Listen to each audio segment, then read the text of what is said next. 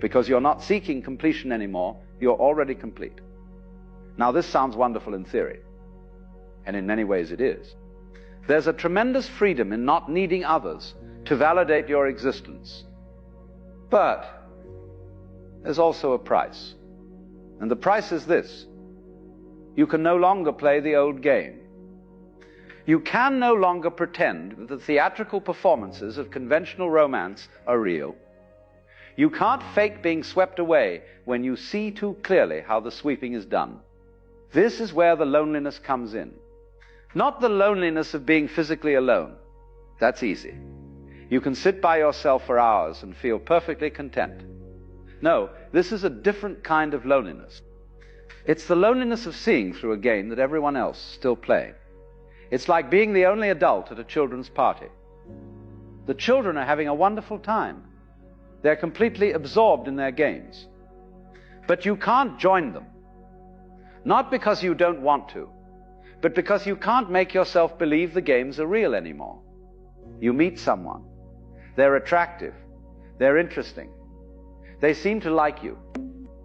And in the old days, this is where the story would begin.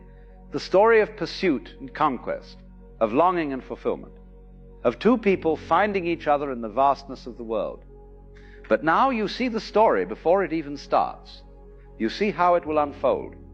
The initial intoxication, the gradual revelation of flaws, the negotiation of needs, the slow recognition that neither of you can give the other what they're really looking for, because what they're looking for doesn't exist outside themselves. And so you hesitate, not out of fear, but out of clarity. You cannot walk into a trap when you see it so plainly.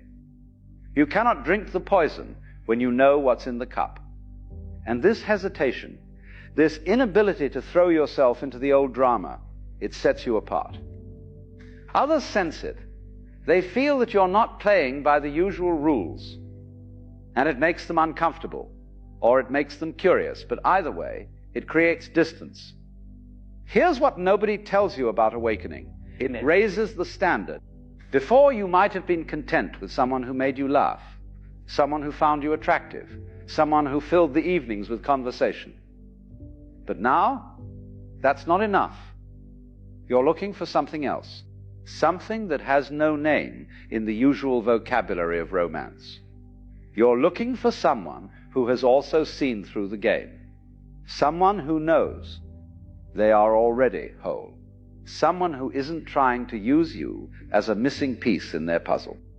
Because only then can you meet each other as you actually are, not as fantasies or saviors or solutions to loneliness, but as two expressions of the same reality, two waves that have both realized their ocean. And here's the difficulty. Such people are rare, extraordinarily rare. Most people are still caught in the old story. They're still looking for their other half. They're still trying to build their identity through relationships. They're still playing the game with deadly seriousness. And you can't blame them for this. You played it too, until you didn't, until you saw through it. But the fact remains, the field has narrowed considerably. Where once there were many possibilities, now there are few. Where once you might have fallen in love with someone's smile, or their wit, or their way of moving through the world, now you need something more. You need them to be awake, or at least awakening. You need them to know what you know, to see what you see. And that severely limits the options. This is why so many spiritually awake people find themselves alone. Not because they can't love, but because they can't love in the old way anymore. They've outgrown it. Like a child who has learned to read and can no longer find satisfaction in picture books. The old stories don't work anymore. They need something more substantial, something real. And sometimes, often actually, that something real doesn't appear. Years go by, you meet people, you have conversations, you feel connections, but none of them go deep enough. None of them touch the place where you actually live. And so you remain alone, not in bitterness, not in despair, but in a kind of patient waiting. Waiting for someone who speaks your language, who breathes the same air, who has traveled to the same country you have and knows its geography. There's a certain dignity in this aloneness, a kind of integrity. You're not willing to settle for less than truth. You're not willing to go back to sleep just because sleeping is more comfortable. You'd rather stand in clarity, even if it means standing alone, than kneel in illusion with company. But let's be honest, it's not always easy. There are nights when the silence feels heavy, when you wonder if you've made a terrible mistake.